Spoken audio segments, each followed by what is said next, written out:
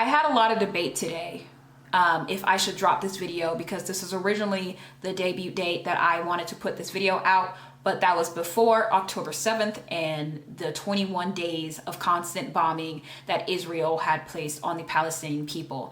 And I went back and forth to decide if it was appropriate to post this video or not today, knowing the pain and trauma that those people are going through. I came to the conclusion that I need to post my video today because, one, I truly do believe in my heart and soul that Palestine will be free from the river to the sea, but also because the communication lines in Gaza have been completely knocked out, exploded. I want to use my voice to make sure that everybody knows. We know that they are there. We know that they are suffering. We can hear their cries and we can hear their prayers, and we are going to do everything in our power. We, meaning I and the people who stand with the people of Gaza and Palestine, to make sure that they are not forgotten, to make sure that their martyrs did not die in vain. We will remember you, and we will speak for you and every other oppressed people that exists in this planet.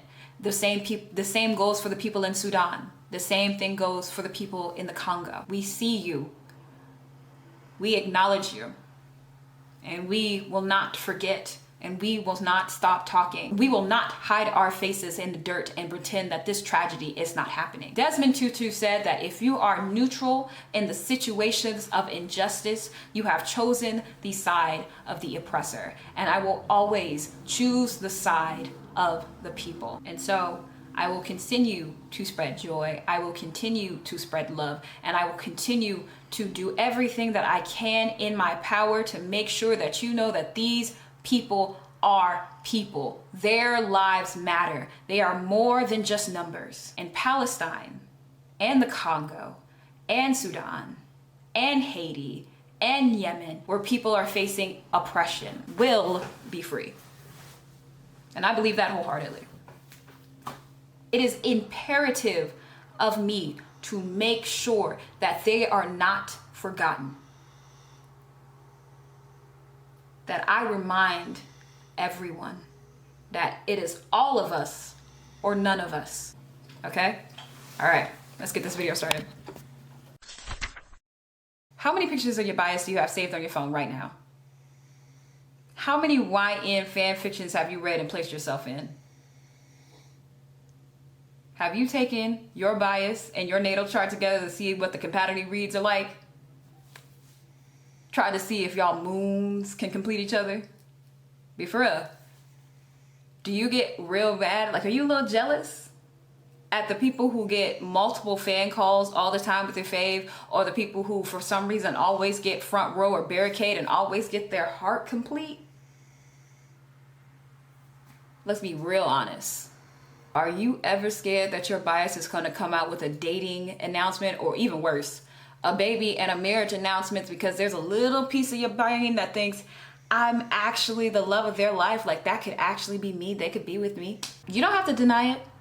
It is just the two of us here. It's a safe space, I promise. You can just let it out in your head. You don't even have to say it. You don't even have to comment it if you don't need to, if you don't want to. Now, people are gonna be mad at me when I say this, but I don't believe all of those feelings are delusional. I actually don't even believe those feelings are rational. And I know you're looking at the comment, like the title, and you're like, that is the opposite of anti-delusion. Like, and I get your confusion. And I want you to hold any feelings that you have before you go into the comments and call me an enabler. Any feelings, be it anger, confusion, even intrigue, I want you to hold it and wait till the end of the video. And if you still think I'm an enabler, then go on and comment. But I want you right now to craft your ear to my voice and listen to me well. This is a series called Surviving K-Pop, where I, a veteran 10-year K-Pop stan, give advice to the weary, the lonely, the confused, and the pissed off K-Pop fans of the world. Not only to increase an enjoyment of K-Pop, but also allow for people to be more honest, more empathetic, more introspective, and most importantly, more loving. So even if someone has never heard a K-pop song in their life, or they don't know a K-pop group past BTS and they barely know BTS, they can still seek some real benefits from watching this video, because today's topic is love. Now, love can mean a lot of things to a lot of different people, but we're going to use M. Scott Peck's definition of love from his book, The Road Less Traveled, that's quoted in All About Love. Love is the will to extend oneself for the purpose of nurturing one's own or another's spiritual growth. Love is as love does. Love is an act of will, namely, both an intention and an action. Will also implies choice. We do not have to love, we choose to love. Bell Hooks goes on to also say, affection is only one ingredient of love. To truly love, we must learn to mix various ingredients: care, affection, recognition, respect, commitment, and trust, as well as honest and open communication. And in an attempt to keep a loving ethic, I will be completely open and honest with all of my assessments today. And in that, I am opening the door for you to be complete and honest in yourself as well. So this topic was prompted by a TikTok. We're gonna dive into delusion really quick, and I'm gonna ask you a question. Which K-pop idol do you think you could pull? And I don't mean like pull their arm, I mean like pull like with game, like flirting. I don't know how to do that anymore, ever, so I don't think I can answer that, but to be delusional, with reason. It's been asked in K-pop cultures, subcultures for eons, and right now it's posted up next to who do you think would allow you to sign an NDA. The tweet that blew up on K-pop Twitter had almost 10 million views when I screenshotted it, and probably has more now. One of the main interacting points though is that the person who reposted was being condescending to OP in both the comments and in the caption. And to be clear, this is not an invitation to go hate or harass this person. Trust me when I tell you, they are being dragged left, right, and center in the quotes. You don't need to do all that. But this one particular comment got me thinking and kind of spurred this entire essay. These idols want nothing to do with us. It's just the industry, and they want to make money. If you're unfamiliar with K-pop, I'll give you a quick synopsis. Essentially, companies spend years crafting and refining these beautiful people into stars. K-pop stars kind of walk in opulence.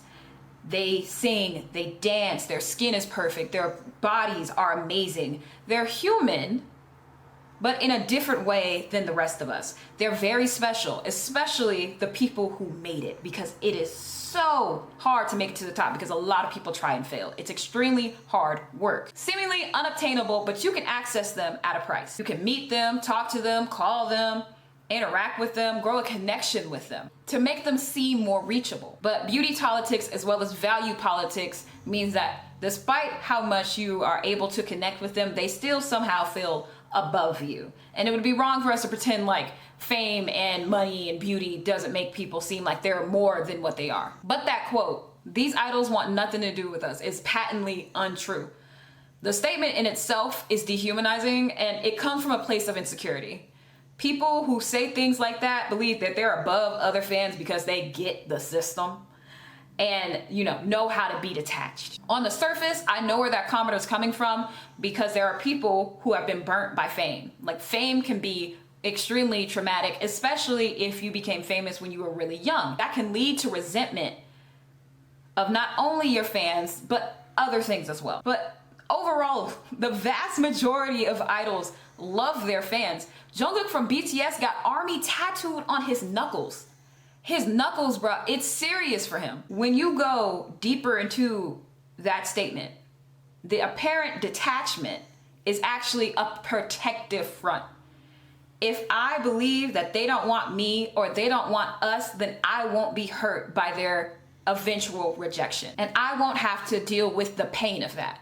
You can see here in another comment where they're agreeing with somebody else and how the original poster must have had an insane level of confidence to even post the video in the first place. To examine how people become K-pop fans in general, we can look at this picture I found on Twitter, of course, from Mark Lee Base. And of course, this picture is supposed to be funny, but there's truth in humor. And it's not just Mark. A lot of people bring all of their pain and suffering to their favorite group, their favorite idol. Everybody has their comfort, K-pop boy, K-pop girl, K-pop album, K-pop V-Live, shout out to the queen, rest in peace V-Live, we'll never forget you, Weverse can never. But y'all get what I mean. Keeping it real, we've heard people say, oh, this group saved my life, this song saved my life, this album saved my life. There are people who are alive right now because their group announced a comeback and they decided that life is worth living enough to see that comeback. They stayed alive because they knew their group was coming back. right? It's serious.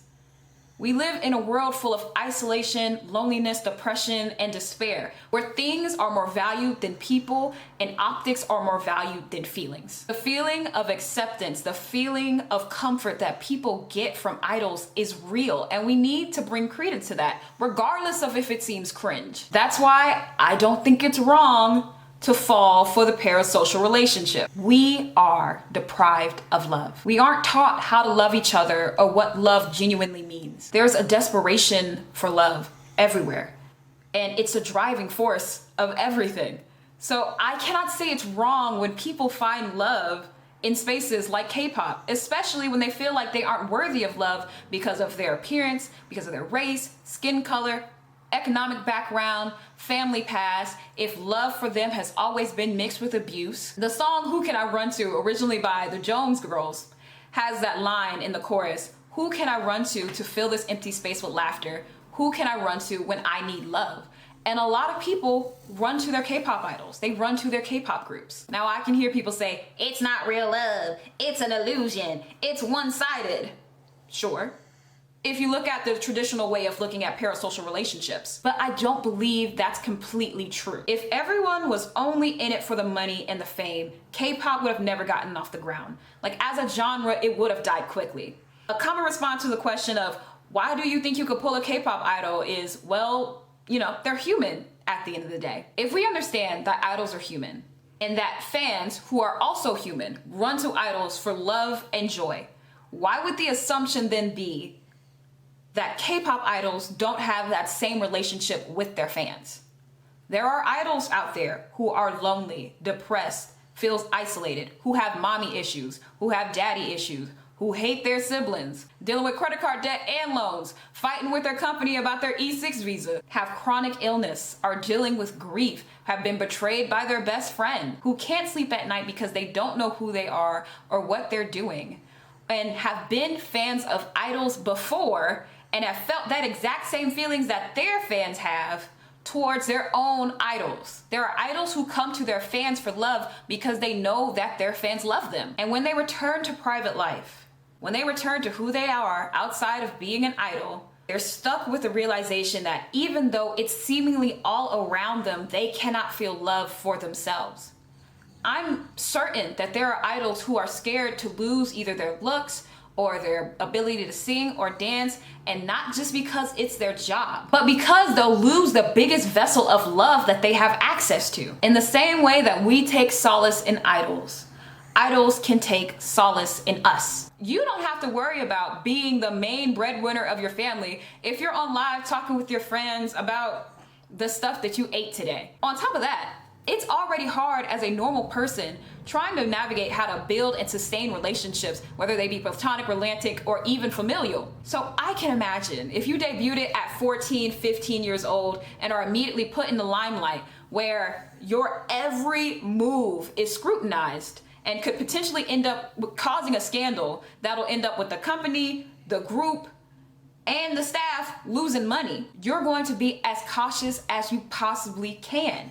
Things that other people do that are just considered being a teenager is not accessible to you. The most mundane things that we take for granted, whether it be going on a school trip or hanging out at the mall with our friends, are the building blocks of what make us the people that we are and build up our social understandings. If your social development was shrouded in fame and responsibility, and you never had a real role model to what a healthy romantic relationship looked like, would you not take comfort in a parasocial relationship that you have with your fans? Especially if you become so famous that people have a hard time seeing you as a normal human being. Always feeling like you have to check everyone's motivations because you don't know what they want from you. Like, there has to be a profound loneliness in that. Something that I imagine is already hard to reconcile within yourself, let alone in a one-to-one romantic relationship. And so it would be easier to dedicate yourself to a relationship that inherently, because of its nature, cannot be truly deep. And I think that works both ways with the idol and with the fan. Now, I am not saying that every single idol is doom and gloom. Like everybody's suffering, and everybody who debuted young has no social skills. It is not a black and white situation. It is a very messy gray, filled to the brim with nuance. What I am essentially trying to do is bring light to how human everyone, the idol, and the fans are, and how the same motivations that can attach a fan to an idol can attach an idol to their fans. In the uses of erotic, the erotic as power, Audre Lorde states, the erotic is a measure between the beginnings of our sense of self and the chaos of our strongest feelings. It is an internal sense of satisfaction to which, once we have experienced it, we know we can aspire. For having experienced the fullness of this depth of feeling and recognizing its power, in honor and self-respect, we require no less of each other. Now, the erotic here is not to be reduced down to just the sexual, even though that is a component.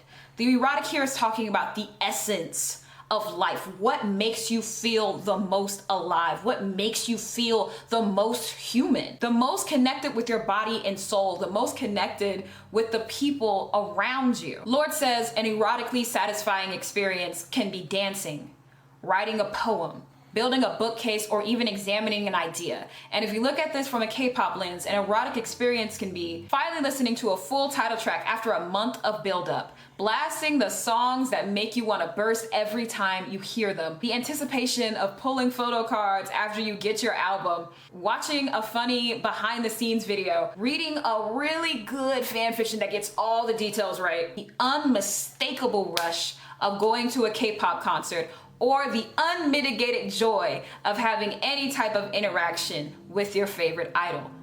That is erotic. That feeling, that vigor, the things that make you feel like life is worth living.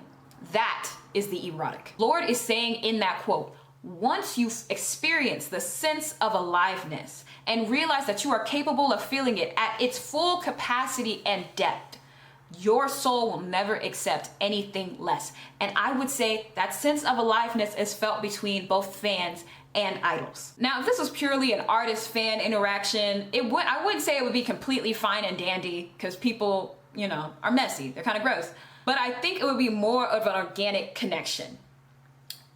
Unfortunately, that nasty whole capitalism rears its ugly head every time, because at the end of the day, K-pop groups are products of companies. They are essentially human commodities. The K-pop industry has parasocial relationships down to a T. Essentially, they've commodified the longings of people, mostly teenage girls, but everyone longs for love. Of course, this is nothing new. We've had boy groups and girl groups and courtesans since the beginning of our days, but the Korean idol system has perfected it. Basically, you get fed content of these idols. They're cool, they're funny, they're exciting. Everybody has their own content. But it's all in an attempt to attract you to these idols so that you will buy products that they make, because capitalism. Now, there's certainly a way to enjoy K-pop idol content without paying a dime, but that paywall hits really quickly, and also the fandom will shame you for not participating in the capitalistic consumption of the group, but that's for another video. Regardless, if you want to see, meet, talk to, high five, take a picture with the person or the people that you admire so much, you're gonna have to pay a price, and it's not chump change. Now, I don't have the screenshots, but the girls who know. Allegedly, there is an NCT fan on Twitter who spent over $10,000 trying to get into an NCT fan sign and didn't win. Now, for context, fan signs are events where groups and a limited amount of fans come and they sign their albums and they have fun and they take pictures and they hold hands. It's a really cute event. Most commonly, the way to get into these fan signs is to buy albums, because it's a lottery. So every album that you buy is considered an entry into the fan sign. So if you are into like a group from a smaller company who doesn't have that many fans, you don't really have to pay that much and understand that you could probably get into the fan sign. But if you're looking at bigger stars like NCT, 17, Blackpink, Twice, you are looking to pay upwards of thousands of dollars to have a fighting chance to get into these fan signs. And that is just a small percentage of money can be spent. There's concerts, there's light sticks for the concerts, merch for or from the concerts, season's greetings, exclusive media like In the Scoop, Bubble, which is one of the private DM apps, multiple fan club memberships, anything that can be personalized. Y'all, they was selling XO Ice Cube trays with photo cards. K-pop is such a capitalistic circus that there is a sub-market where fans sell pictures of their favorite idols on small rectangular laminated pieces of plastic. It's upside down. It's a whole thing. How does this relate back to my main point? Capitalism corrupts everything it touches. For companies, the best thing about K-pop is also the worst thing about K-pop. Idols are human, and they aren't little dolls that will obey everything that you say, nor do they have completely perfect, unmarred histories that you could just wrap in a little bow. They do have hopes and dreams and a longing to be loved and to give love like everyone else. The human soul is the lifeblood of this genre, as it is with any artistic endeavor. So even if idols don't have like a say in their concepts or the music that they make, it's still fun to see because they put their heart and soul and determination into everything that they do. That's what makes it so fun. Now, there are many reasons why companies debut idols as young as 13, but simply put, you can exploit their labor longer. In 10 years, that 13-year-old is only going to be 23. In another 10 years, they're only going to be 33. That's 20 years of profits that you can get from one body. And as long as they don't have any serious physical ailments like back pain, waist problems, gut health, their heart health, they can just keep it pushing. You can teach children or people who want to live their dream how to react, how to think, what they can and can't do in service of your own needs as a company while saying you are working in their interest to advance their dream. And there is truth in that. But however, there are too many lawsuits, too many documentaries, too many interviews of idols, both former and current, talking about the injustices that they face for us to believe that this is a complete fair system. And as a sidebar, if you believe in your artists having creative rights, if you believe in them being treated like human beings and getting paid for their work, or if you were a supporter of Kevin from The Boys getting his songwriting credits, stop with the AI covers, y'all. Stop supporting them, stop listening to them, stop doing anything like if you genuinely care about the mistreatment and the exploitation of your idols, stop with the AI. Cut it up. Back to my point. If you create idols who are supposed to be squeaky clean, golden children who want nothing but to have fun and make music and love their fans and market it to people who have been underserved in love by society because of the systems that maintain it, and you put a price on that, you are going to have dysfunction. Lorde says when speaking on the power of the erotic, we have been taught to suspect this resource, vilified, abused, and devalued within Western society. On the one hand, the superficially erotic has been encouraged as a sign of female inferiority. On the other hand, women have been made to suffer and to feel both contemptible and suspect by virtue of its existence.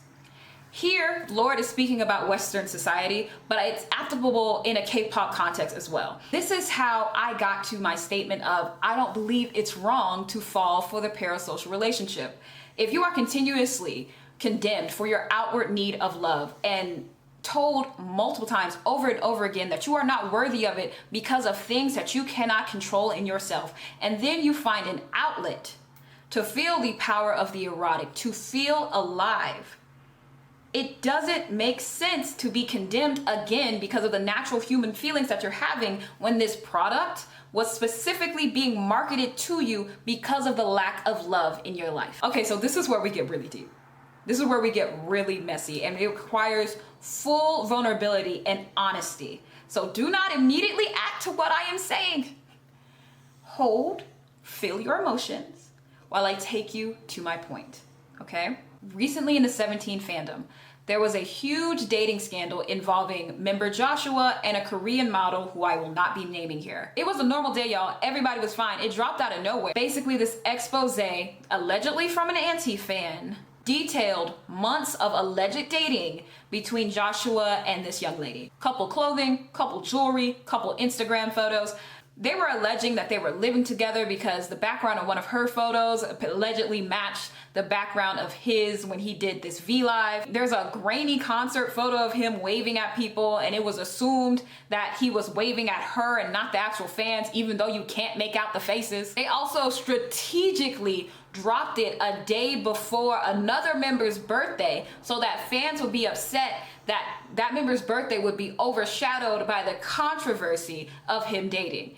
It was strategic. That man was set up. And I'm not adding photos or videos because ethically that feels kind of off, but also my gut is saying that lawsuit soon, and they ain't getting me, y'all. It's all alleged, right? This caused a tear between It's 17 fandom and just the K-pop universe in general. People were losing their minds, y'all. People were trying to take the post down. People were saying there's no way that it could be real. People were saying there's no way that it could be fake, getting heads ripped off, utter chaos. And then there was a subsection, a significant subsection of people who were heartbroken and drawn into spirals of rage and despair, and took those feelings and inundated that poor lady with all kinds of hate. Like, she's a model, but she's not a super famous model, like normal people model, right? I cannot conceptualize the amount of hate that that woman must have gotten, to the point where her modeling agency had to take her profile off their website to try and sate the hate, but like it was already gone. And Joshua got hate too. What was he called, Lorde? He was called a liar, a cheater, selfish, manipulative, everything but a child of God. There were people who then went on to write dissertations and about how upset they were, took screenshots and then posted it on Twitter. They went on and on about how it didn't actually upset them that he was in a relationship, but they were mad that he betrayed them and he wasn't communicating with his fans like everybody else. And it kind of sat like how people talk about the Confederate flag and they're like, oh, you know, the Confederate flag doesn't stand for slavery, it stands for states' rights. States' rights to do what, babe? Like, oh, we aren't angry at him because he's in a relationship. We're angry at him because he betrayed us. Betrayed you by doing what? You're adding another section to get to the final answer, babe. It's okay. Suddenly he's only in it for money. He only sees us as money bags. He only loves his girlfriend. When functionally, the relationship between Joshua and his fans never changed. From the time that they learned that information to the time even now, the openness, the proximity never changed. The only thing that is different is the illusion, which is why a lot of people's main comeback is, why y'all losing y'all mind over a guy who doesn't know or care about you? Y'all are delusional. And hopefully this video is helping you understand why that statement in itself is wrong. It's false. To be unequivocally clear, I am not saying that the hate that that young lady and Joshua got was justified or a vow of love or anything loving like that. It was abusive, okay? And abuse and love cannot coexist with each other. They are antithetical. Where one exists, the other cannot. And also, saying that Joshua doesn't know or care about his fans, or that the longings that these fans have are delusional, would be wrong. Because let's be completely honest, okay? Hold on. I pulled Joshua for the Carrot version of the FML album. Great pictures. Hold on. Let get in. Those are the photo cards. Hey. And then basically, zoom in. There we go. Beautiful pictures. The man looks gorgeous. He's a beautiful man. But the theme here is obviously wedding groom. And it's not a coincidence that it's the Carrot version. And let's not act like it's delusional Korean fans and international fans know so different. Because I was just on Twitter and I saw a video of Sunchan from Rise at a fan meeting where he assumably was attracted to a girl he was talking to. But we don't know that for sure. Again, it's a very short clip. The quote tweets were filled with people talking about they're gonna end their lives, that this was their 13th reason, that they need this video deleted, all of that. And people are gonna say it's a joke, which, okay, it's not that serious, But let's be honest, let's be real. If he had come out with a girlfriend, or if y'all saw the two of them dating, you would be hurt. Let's just be honest. Let's just be real. That pain that you're feeling is real. The pain that other people are feeling is real. Oh, I shouldn't be feeling like this. I'm delusional and all that stuff, but you are feeling like that. And you need to acknowledge it, because it is so much deeper than just being upset that your favorite K-pop member has a partner. As much love and joy that you can derive from K-pop songs, group, artists, at the end of the day, if you're using it as a stand-in for the lack of love in your life or the lack of love that you have for yourself, that band-aid is gonna fall off of that festering wound one way or another. And the worst thing that you can do is ignore it. The fact that K-pop artists are essentially human commodities make it worse, because with an increased amount of money, the increased amount of capital that people put into them makes them feel a level of entitlement. I spent this amount of money on you, so you should act in the way, you should act and do in the way that I like. It's so much easier to pay and get your bursts of serotonin than actually examine the dysfunction and the lovelessness in your life. I implore you that when you feel that sadness, that anger, that longing, that jealousy, feel it and own it in the same way that you own your joy, because it's yours. You don't have to repress it. You don't have to shame yourself. Oh, I'm delusional, I shouldn't feel this way. You do feel this way. You know what I mean? Give yourself the permission to feel and be in your body. Anne Carson in her book, Red Dot, says to feel anything deranges you. To be seen feeling anything strips you naked. In the grips of it, pleasure or pain doesn't matter. You think, what will they do? What new power will they acquire if they see me naked like this? If they see you feeling, you have no idea what. It's not about them. To be seen is the penalty. You want to be less delusional about idols? You have to accept that what you're feeling isn't delusion. A while ago, I can remember feeling so horrible. And some members of a group that I like, I can't even remember, went live and I was just sobbing. Like my tears were just running down my face.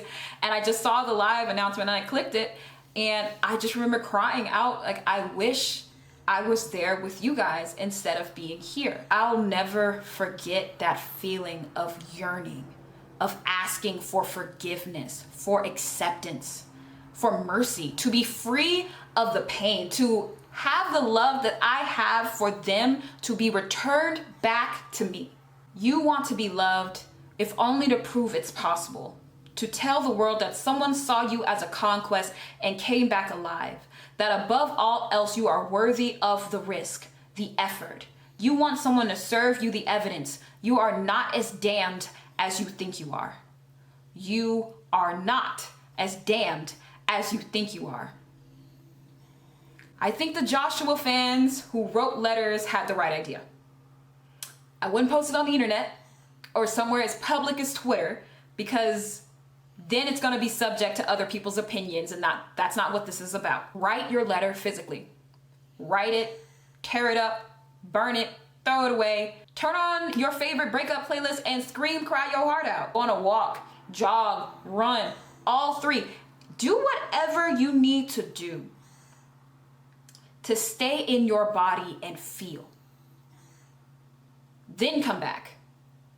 However long it takes for you to come back to your idols, because they do bring you joy. You do find love in them and they make you feel alive, you know? There's nothing wrong with that. We have to cultivate an understanding that love is going to exist in many different shapes and forms in our lives. We can love someone, keep them in our hearts, pray for them, and never have any communication with them. More pointedly, we can love, be kind, support, even have longings for someone or someones, and understand that the love that they give back to us will not be the same and cannot love you fully in a way that will truly nourish your spirit, right? And a lot of us are still trying to figure out, like, what does love look like for us in this life? But self-acceptance is the start. That's obviously easier said than done.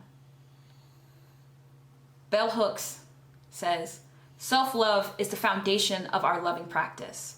Without it, our other efforts to love fail. Giving ourselves love, we provide our inner being with the opportunity to have the unconditional love we may have always longed to receive from someone else.